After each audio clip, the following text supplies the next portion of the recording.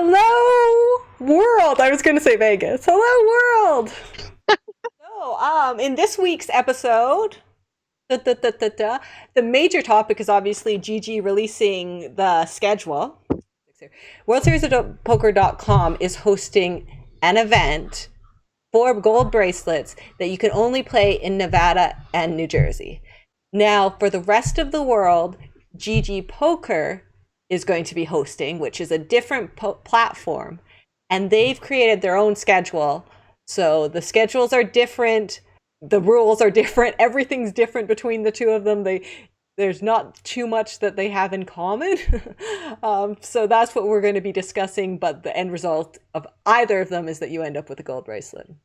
One major point is this is basically the series of No-Limit Holdem with some short deck and some PLO mixed in.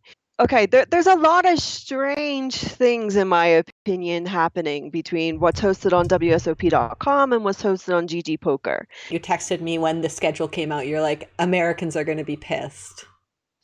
Yeah, and I think I've seen that on Twitter. You know, they are upset. You know, a lot of comments. You know, the WSOP is in the US. Why don't we have a main event? Which is I would be a little bit upset. Yeah, too. which is a fair comment. I saw so many people on Twitter like, it's not the World Series of Poker if most Americans can't play it. And then someone wrote, well, you can't play it from your home state anyways. Like, no, every year you have to go to Vegas. So right, that like a lot of the key events that we think of as the World Series of Poker are on the GG site, like the Millionaire Maker. Yes. $1,500 Millionaire Maker, $5 million guaranteed. The winner will receive over $1 million. The 25K Poker Championships, 10 million guaranteed. Please remember that on WSOP.com that you do have a maximum daily upload allowance. So if you're planning to play on WSOP.com, definitely start getting your bankroll ready. Also on WSOP.com, most events have 2-time re-entries. So for example, we also have Delaware. Normally they can play on WSOP.com, but you're not allowed to play them for the bracelet events. So only New Jersey and Nevada. So why is that? Do you know? It has to do with the Delaware gaming law, though, but I don't know the exact passage. Huh.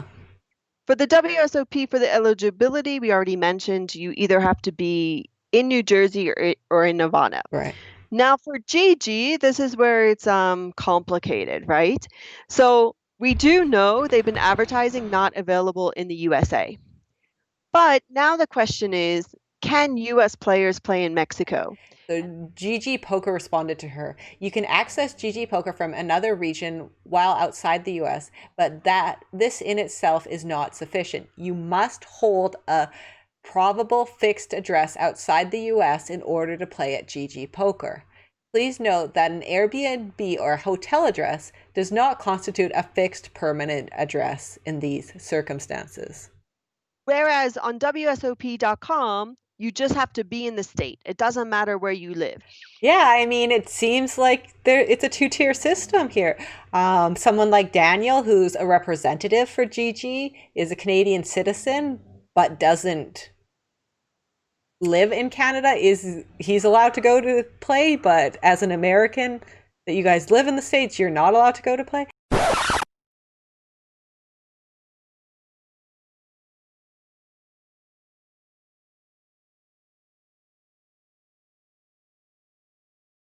Players that are traveling from the U.S. to play other places. There's been a little bit of confusion about what the rules are there. So here's the deal. It's actually going to be a lot simpler than you think. You can get an Airbnb, you can get a hotel, wherever it is you want to go outside of the United States. All you need to do is show proof of address and you're good to go. So super stoked. Okay, and then guarantees. So none on WSOP.com. Do you know if there's a reason for this? Like legally No, I or have anything? not seen. And what's really crazy is that they just finished running the WSOP Ring series, which had guarantees. So it is a huge shock that the bracelet events don't have guarantees. Then you have GG Poker coming in, guaranteeing 25 million for the 5K main event, and then offering in total more than 60 million guarantees on the GG client. It's crazy in my opinion. I mean, it sounds amazing. 25 million guaranteed for a 5K main event, but then I'm just so disgusted by the 22 starting days. Like, I'm not even a tournament player, and when I found that out, I couldn't sleep that night. Like, I thought you guys have to be so upset with that. Poker. The first starting flight is supposed to take place on August 19th. So you have from August 19th to August 29th to play any flight. Each day is a freeze out, but you're allowed to play multiple flights of the main event. Okay, so that's you can right there. I have a problem. Isn't by freeze out by definition mean you're out? Like, since when is freeze out re-entry? The only good part is people should be playing it as a freeze out right on the day you play. So possibly they're a little bit tighter now. So you think everyone's going to play different? No. So I can add here that the WSOP Las Vegas is always freeze out, but the WSOP Europe main event is always one-time re-entry. The rakes are insane. 500 kickoff, $50 rake. And for an online event. For an online event. And then on GG, it's $25 rake. And by the way, GG is known for having, I think, the highest raked cash games of any site. So live events, of course, a 450 plus 50 seems normal. But for online, that seems pretty high to me. You know, why are you charging 50 rake? What is this rake going towards? Because again, it's an online platform. You don't need to pay the Rio for the convention center. You don't need to pay your dealers. You don't need to pay the chip runners. You don't need to pay for security. On WSOP.com, we have the Monster Stack event number 10 at $600. They're raking that at $60 on WSOP.com. And the Monster on GG, they're raking at 30.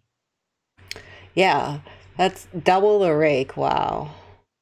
And apparently, so for the rebuys, it's not like rake free on rebuys or anything. No. I mean, no. They need not the dealers, not the location. What do they? They need that support staff to answer back. Tournament poker didn't exist before the World Series of Poker.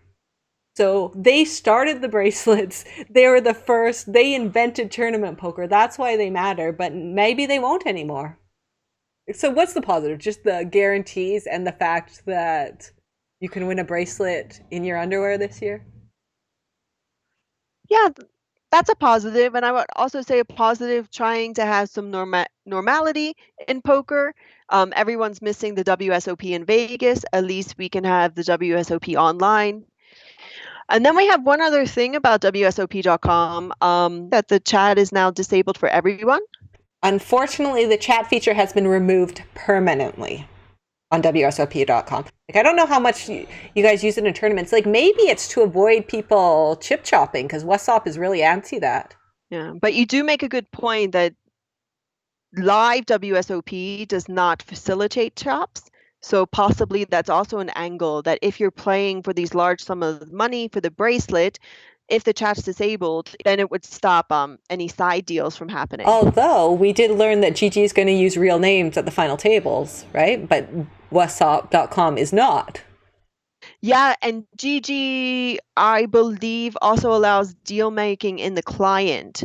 So let me add that to my list. Are they going to leave that up during the WSOP.com? We got news that the Seminole Hard Rock canceled their tournament that they were planning on still running until very recently.